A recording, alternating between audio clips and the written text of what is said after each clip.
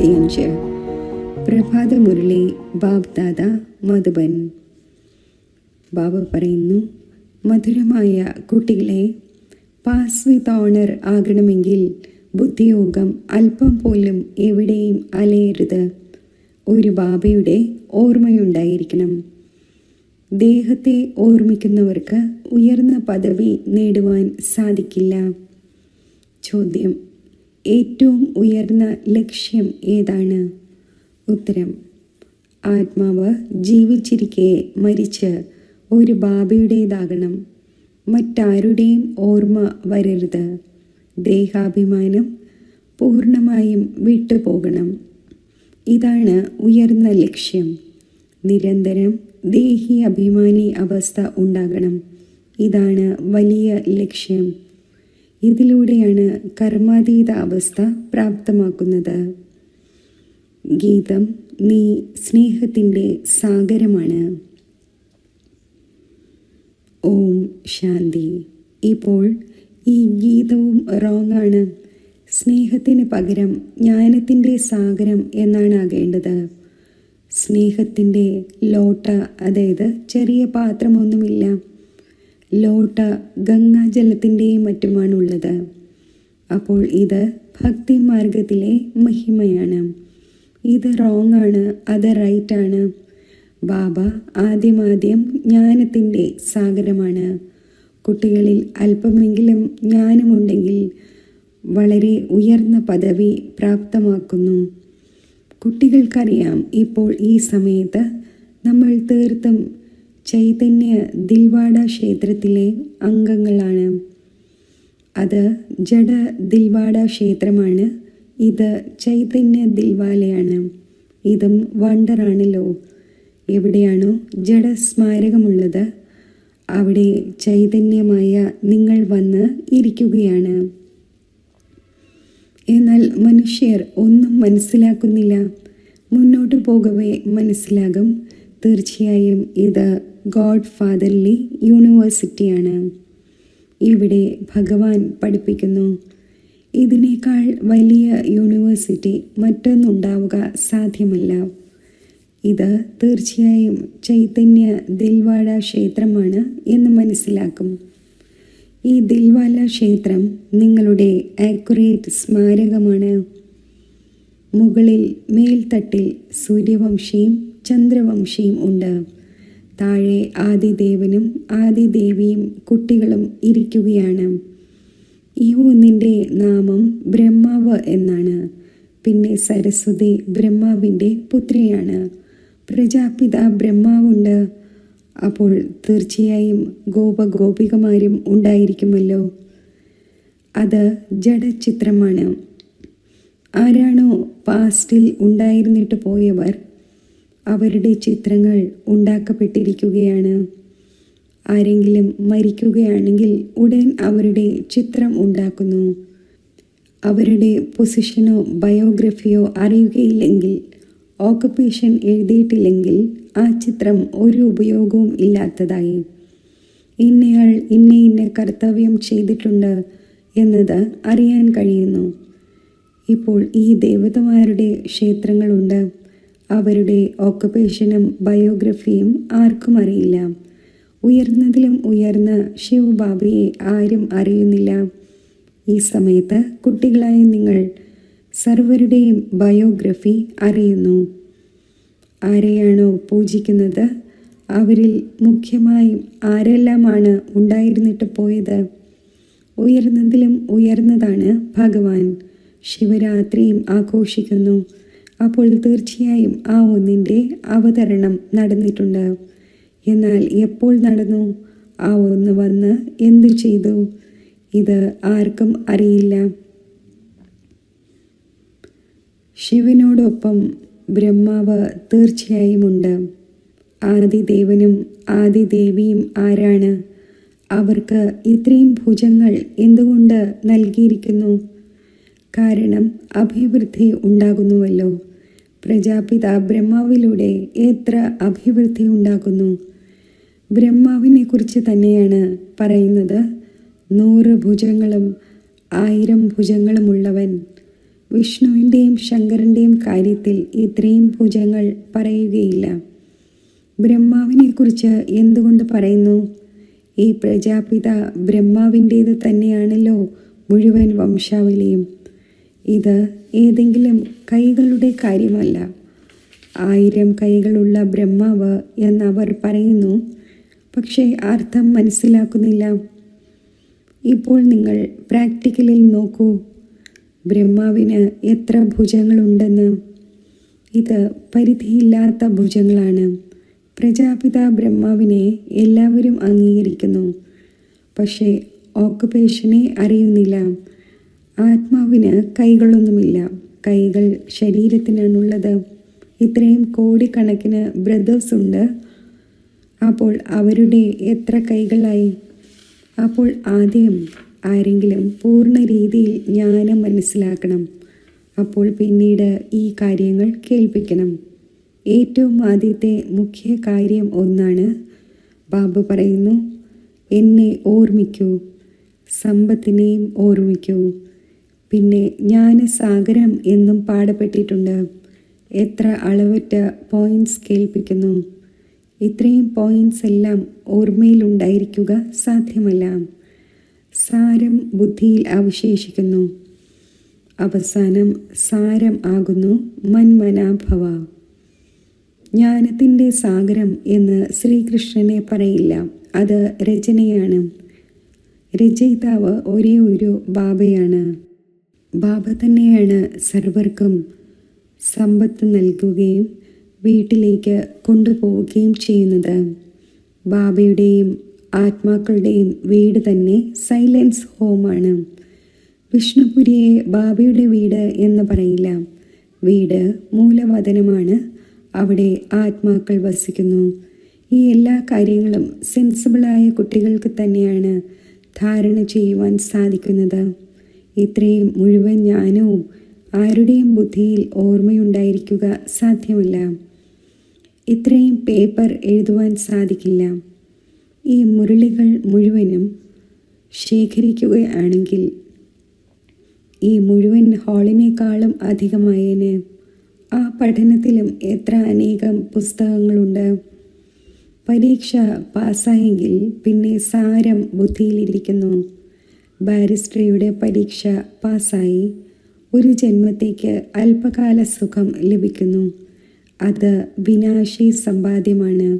നിങ്ങളെയാണെങ്കിൽ ഈ ബാബ ഭാവിയിലേക്ക് വേണ്ടി അവിനാശി സമ്പാദ്യം ചെയ്യിക്കുന്നു. ബാക്കി ഏതെല്ലാം ഗുരു ഗോസായിമാരും മറ്റുമുണ്ടോ, അവരെല്ലാം വിനാശി സമ്പാദ്യമാണ് ചെയ്യിക്കുന്നത്. വിനാശത്തിന് സമീപം വന്നുകൊണ്ടിരിക്കുന്നു. സമ്പാദ്യം കുറഞ്ഞുകൊണ്ടിരിക്കുന്നു. നിങ്ങൾ പറയും സമ്പാദ്യം വർദ്ധിച്ചുകൊണ്ടിരിക്കുന്നു എന്ന്.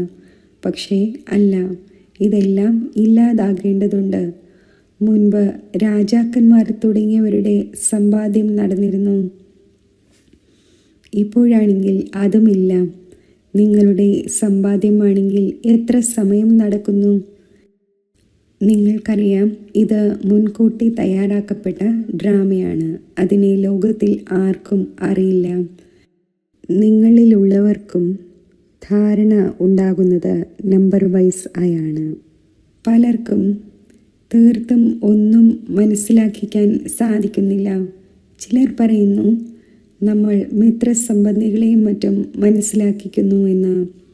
അതും അല്പകാലത്തേതായല്ലോ. മറ്റുള്ളവർക്ക് എക്സിബിഷനും മറ്റും എന്തുകൊണ്ട് മനസ്സിലാക്കിക്കുന്നില്ല? പൂർണ്ണ ധാരണയില്ല. സ്വയം എല്ലാം അറിയുന്നവരായി മനസ്സിലാക്കാൻ പാടില്ലാത്തതാണല്ലോ. സർവീസിൻ്റെ താല്പര്യമുണ്ടെങ്കിൽ ആരാണോ നല്ല രീതിയിൽ മനസ്സിലാക്കിക്കുന്നത് അവരുടേത് കേൾക്കേണ്ടതാണ്. ബാബ ഉയർന്ന പദവി പ്രാപ്തമാക്കിക്കുവാൻ വന്നിരിക്കുന്നു. അപ്പോൾ പുരുഷാർത്ഥം ചെയ്യേണ്ടത് ആവശ്യമാണല്ലോ. എന്നാൽ ഭാഗ്യത്തിലില്ലെങ്കിൽ ശ്രീമത്തിനെയും മാനിക്കുന്നില്ല. പിന്നെ പദവി ഭ്രഷ്ടമായി പോകുന്നു. ഡ്രാമ പ്ലാൻ അനുസരിച്ച് രാജധാനി സ്ഥാപിതമായിക്കൊണ്ടിരിക്കുകയാണ്.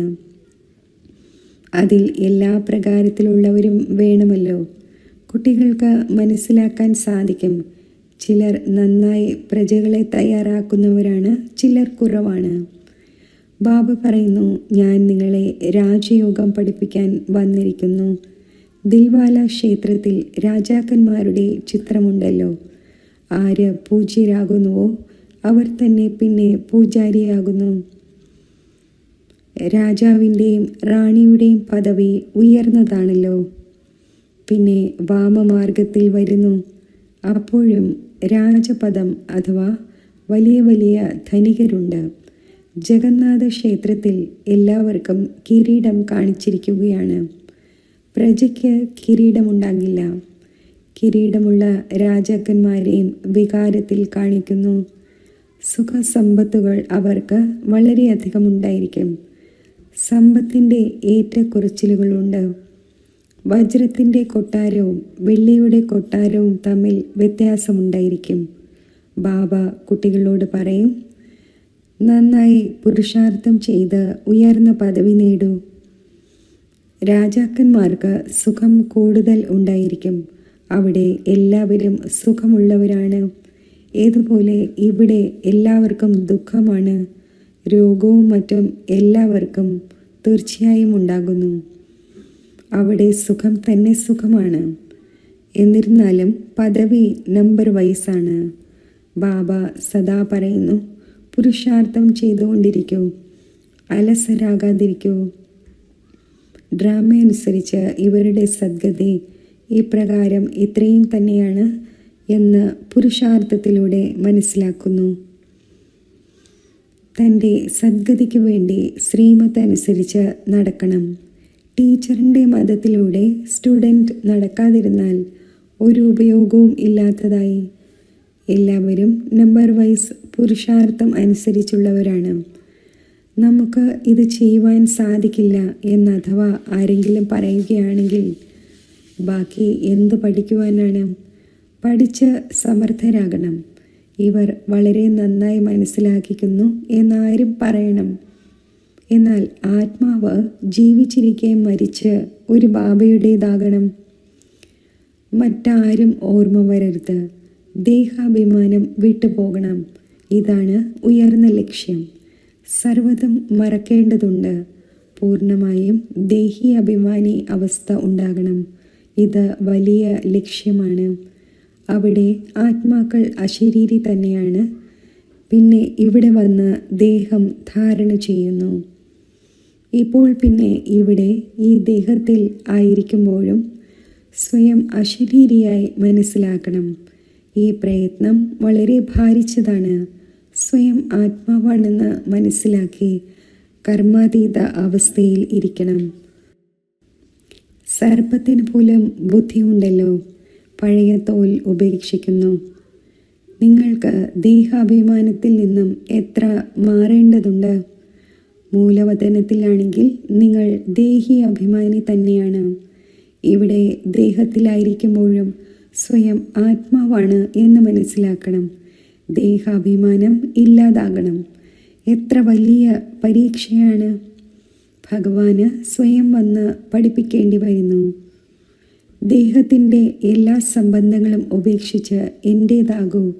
സ്വയം നിരാകാരമായ ആത്മാവായി മനസ്സിലാക്കൂ എന്ന് മറ്റാർക്കും പറയുവാൻ സാധിക്കില്ല.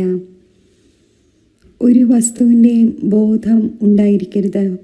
മായ പരസ്പരം ദേഹത്തിൽ വളരെയധികം കൊടുക്കുന്നു. അതിനാൽ ബാബ പറയുന്നു, ഈ സാകാരത്തെ പോലും ഓർമ്മിക്കാൻ പാടില്ല. ബാബ പറയുന്നു, നിങ്ങൾക്കാണെങ്കിൽ തൻ്റെ ദേഹത്തെയും മറക്കേണ്ടതുണ്ട്. ഒരു ബാബയെ ഓർമ്മിക്കണം. ഇതിൽ വളരെയധികം പ്രയത്നമുണ്ട്. മായ നല്ല നല്ല കുട്ടികളെപ്പോലും നാമരൂപങ്ങളിൽ തൂക്കിയിടുന്നു. ഈ ശീലം വളരെ മോശമാണ്. ശരീരത്തെ ഓർമ്മിക്കുക എന്നത് ഭൂതങ്ങളുടെ ഓർമ്മയായി. ഞാൻ പറയുന്നു, ഒരു ശിവബാബയെ ഓർമ്മിക്കൂ. നിങ്ങൾ പിന്നെ 5 ഭൂതങ്ങളെ ഓർമ്മിച്ചു കൊണ്ടിരിക്കുന്നു. ദേഹത്തോട് തീർത്തും മോഹം ഉണ്ടായിരിക്കാൻ പാടില്ല. ബ്രാഹ്മണിയിൽ നിന്നും പഠിക്കേണ്ടതുണ്ട്. അവരുടെ നാമരൂപങ്ങളിൽ തൂങ്ങിക്കിടക്കരുത്. ദേഹി അഭിമാനിയാകുന്നതിൽ തന്നെയാണ് പ്രയത്നമുള്ളത്. ബാബയുടെ അടുക്കൽ ധാരാളം കുട്ടികൾ ചാർട്ട് അയക്കുന്നുണ്ടെങ്കിലും ബാബ അത് വിശ്വസിക്കുന്നില്ല. ചിലർ പറയുന്നു, നമ്മൾ ശിവ് ബാബയെ അല്ലാതെ മറ്റാരെയും ഓർമ്മിക്കുന്നില്ല. പക്ഷേ ബാബയ്ക്കറിയാം, ചില്ലിക്കാശിൻ്റെ അത്ര പോലും ഓർമ്മിക്കുന്നില്ല. ഓർമ്മയുടേത് വലിയ പ്രയത്നമുള്ള ഒന്നാണ്.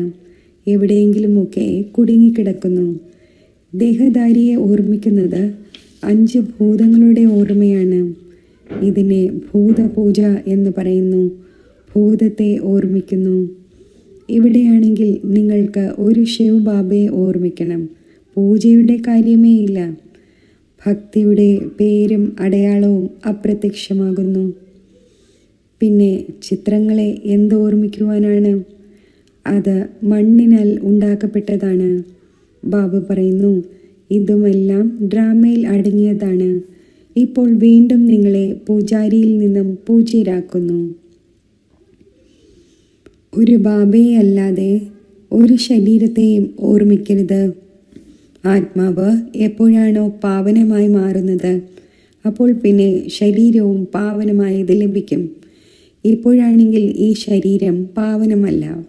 ആദ്യം ആത്മാവ് എപ്പോഴാണോ സതോ പ്രധാനത്തിൽ നിന്നും സതോ രജോ തമോയിലേക്ക് വരുന്നത്, അപ്പോൾ ശരീരവും അതനുസരിച്ച് ലഭിക്കുന്നു.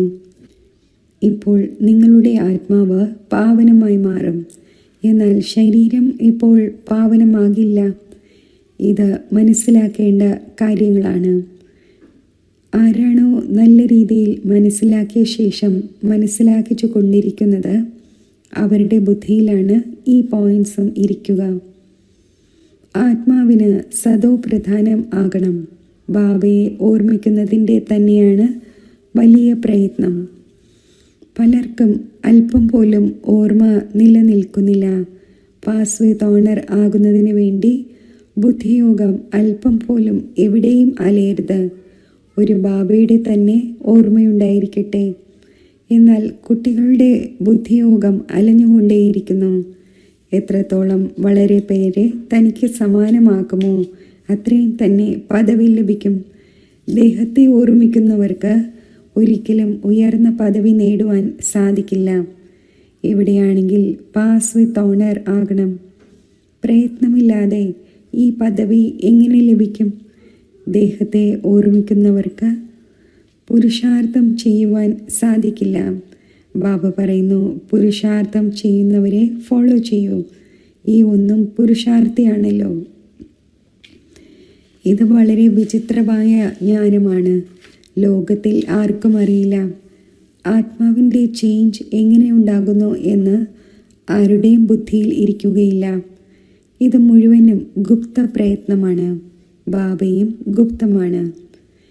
നിങ്ങൾ രാജപദം എങ്ങനെ പ്രാപ്തമാക്കുന്നു? യുദ്ധവും വഴക്കും ഒന്നുമില്ല. ജ്ഞാനത്തിൻ്റെയും യോഗത്തിൻ്റെയും മാത്രം കാര്യമാണ്. നമ്മൾ ആരോടും യുദ്ധം ചെയ്യുന്നില്ല. ഇതാകട്ടെ ആത്മാവിനെ പവിത്രമാക്കുന്നതിന് വേണ്ടി പ്രയത്നിക്കേണ്ടതുണ്ട്. ആത്മാവ് പതീതമായി കൊണ്ടിരിക്കുന്നതനുസരിച്ച് ശരീരവും പതീതമായതെടുക്കുന്നു. പിന്നെ ആത്മാവിന് പാവനമായി പോകേണ്ടതുണ്ട്. വളരെയധികം പ്രയത്നമുണ്ട്. ബാബയ്ക്ക് മനസ്സിലാക്കാൻ സാധിക്കും ആരെല്ലാമാണ് പുരുഷാർത്ഥം ചെയ്യുന്നത്. ഇത് ശിവ് ബാബയുടെ ഭണ്ഡാരയാണ്. ശിവ് ബാബയുടെ ഭണ്ഡാരയിൽ നിങ്ങൾ സർവീസ് ചെയ്യുന്നു. സർവീസ് ചെയ്യുന്നില്ലെങ്കിൽ ഒരു ചില്ലിക്കാശിൻ്റെ പദവിയായിരിക്കും നേടുന്നത്. ബാബയുടെ അടുക്കൽ സർവീസിന് വേണ്ടി വരികയും സർവീസ് ചെയ്യാതിരിക്കുകയുമാണെങ്കിൽ എന്ത് പദവി ലഭിക്കും? ഇത് രാജധാനിയാണ് സ്ഥാപിതമായി കൊണ്ടിരിക്കുന്നത്. ഇതിൽ ജോലിക്കാരും വേലക്കാരും മറ്റുമെല്ലാം തയ്യാറാകുമല്ലോ. ഇപ്പോൾ നിങ്ങൾ രാവണൻ്റെ മേൽ ജയം നേടുന്നു. ബാക്കി മറ്റേതെങ്കിലും യുദ്ധമൊന്നുമില്ല. ഇത് മനസ്സിലാക്കിച്ചു തരുന്നു. എത്ര ഗുപ്തമായ കാര്യമാണ്. യോഗബലത്തിലൂടെ വിശ്വത്തിൻ്റെ ചക്രവർത്തി പദം നിങ്ങൾ നേടുന്നു. നിങ്ങൾക്കറിയാം, നമ്മൾ നമ്മുടെ ശാന്തിധാമത്തിൽ വസിക്കുന്നവരാണ്. കുട്ടികളായി നിങ്ങൾക്ക് പരിധിയില്ലാത്ത വീട് തന്നെയാണ് ഓർമ്മയുള്ളത്. ഇവിടെ നമ്മൾ പാർട്ട് അഭിനയിക്കാൻ വന്നിരിക്കുന്നു, പിന്നെ തൻ്റെ വീട്ടിലേക്ക് പോകുന്നു. ആത്മാവ് എങ്ങനെ പോകുന്നു? ഇതും ആരും മനസ്സിലാക്കുന്നില്ല. ഡ്രാമ പ്ലാൻ അനുസരിച്ച് ആത്മാക്കൾക്ക് വരിക തന്നെ വേണം. ശരി, മധുരമധുരമായ സിഖിലതെ കുട്ടികൾക്ക് മാതാവും പിതാവുമായ ബാബ് ദാദയുടെ സ്നേഹസ്മരണകൾ. Good morning. ആത്മീയ പിതാവിൻ്റെ ആത്മീയ കുട്ടികൾക്ക് നമസ്തേ. ധാരണയ്ക്കുള്ള മുഖ്യസാരം: ഒരു ദേഹധാരിയോട് മോഹം വയ്ക്കരുത്. ശരീരത്തെ ഓർമ്മിക്കുന്നതും ഭൂതങ്ങളെ ഓർമ്മിക്കലാണ്. അതിനാൽ ആരുടെയും നാമരൂപങ്ങളിൽ തൂങ്ങിക്കിടക്കരുത്. സ്വന്തം ദേഹത്തെയും മറക്കണം. ഭാവിയിലേക്ക് വേണ്ടി അവിനാശി സമ്പാദ്യം ശേഖരിക്കണം. സെൻസിബിളായി ജ്ഞാനത്തിൻ്റെ പോയിൻറ്റ്സ് ബുദ്ധിയിൽ ധാരണ ചെയ്യണം. ബാബ എന്ത് മനസ്സിലാക്കിച്ചു തന്നുവോ അത് മനസ്സിലാക്കി മറ്റുള്ളവരെ കേൾപ്പിക്കണം. വരദാനം: കൽപ്പകൽപ്പങ്ങളിലെ വിജയത്തിൻ്റെ സ്മൃതിയുടെ ആധാരത്തിൽ മായയാകുന്ന ശത്രുവിനെ ആഹ്വാനം ചെയ്യുന്ന മഹാവീരനും വിജയിയുമായി ഭവിക്കട്ടെ.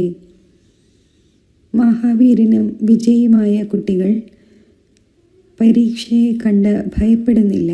കാരണം ത്രികാലദർശി ആയത് കാരണം നമ്മൾ കൽപ്പകൽപ്പങ്ങളിലെ വിജയിയാണ് എന്നറിയുന്നുണ്ട്.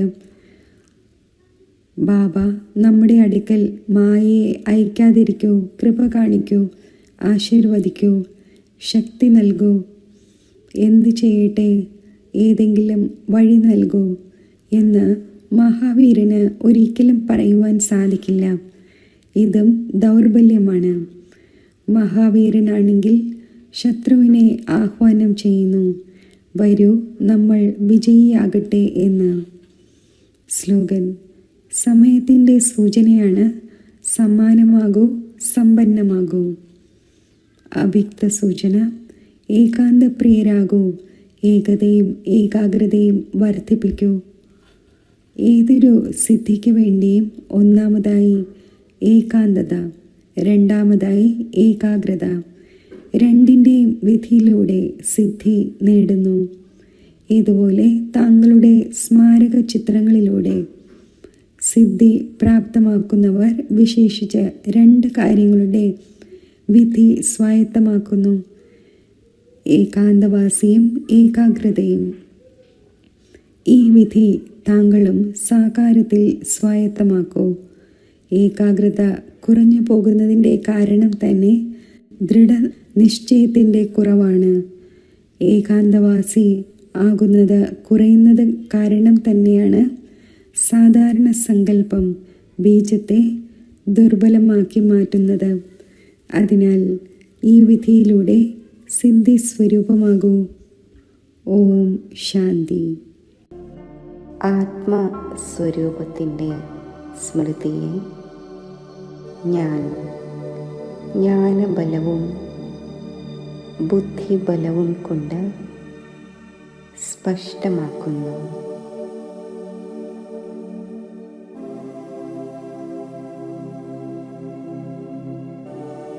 മസ്തക മധ്യത്തിൽ ഒരു സൂക്ഷ്മ നക്ഷത്രം പോലെ തിളങ്ങുന്ന എൻ്റെ ആത്മസ്വരൂപത്തെ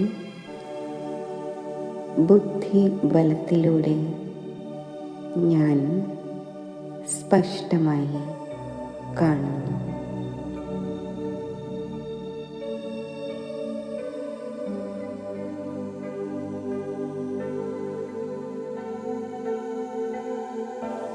ആ പ്രകാശബിന്ദു സ്വരൂപത്തിൽ ബുദ്ധിയെ ഏകാഗ്രമാക്കുന്നു.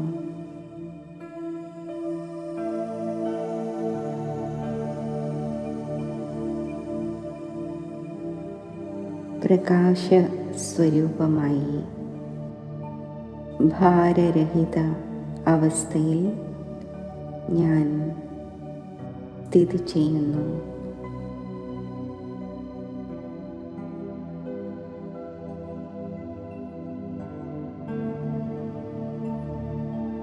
ഒരു സെക്കൻഡിൽ ഞാൻ പരമധാമത്തിൽ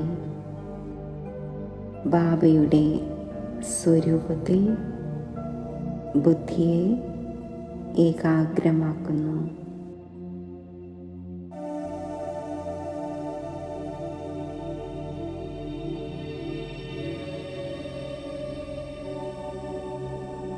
ബുദ്ധിയുടെ താൽപര്യം പ്രിയതമനായ ഒരു ബാബയിൽ മാത്രമായി ഞാൻ നിലനിർത്തുന്നു.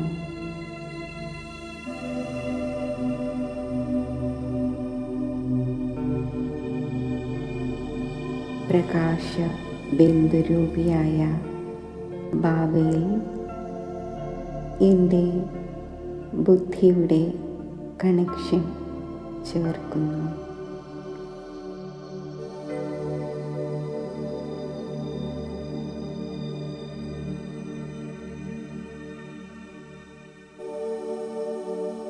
പവർ ഹൗസുമായി എൻ്റെ ബുദ്ധിയുടെ കണക്ഷൻ ചേർത്ത് സമസ്ത ശക്തികളും ഞാൻ ബുദ്ധിയിലൂടെ ഗ്രഹിക്കുന്നു.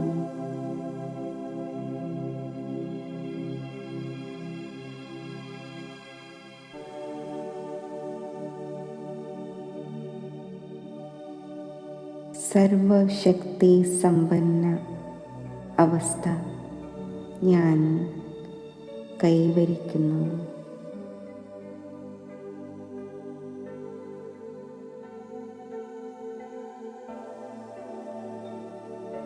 സർവശക്തിവാനിൽ നിന്നും പ്രാപ്തമാക്കിയ ഈശ്വരീയ ശക്തികൾ ദാനം ചെയ്യുക എന്ന ശ്രേഷ്ഠ ലക്ഷ്യം ബുദ്ധിയിൽ വച്ച് ബുദ്ധിബലത്തിലൂടെ ഈശ്വരീയ ശക്തികളുടെ സകാശ് പ്രകാശബീജികളുടെ രൂപത്തിൽ മുഴുവൻ വിശ്വത്തിലേക്കും ഞാൻ വ്യാപിപ്പിക്കുന്നു.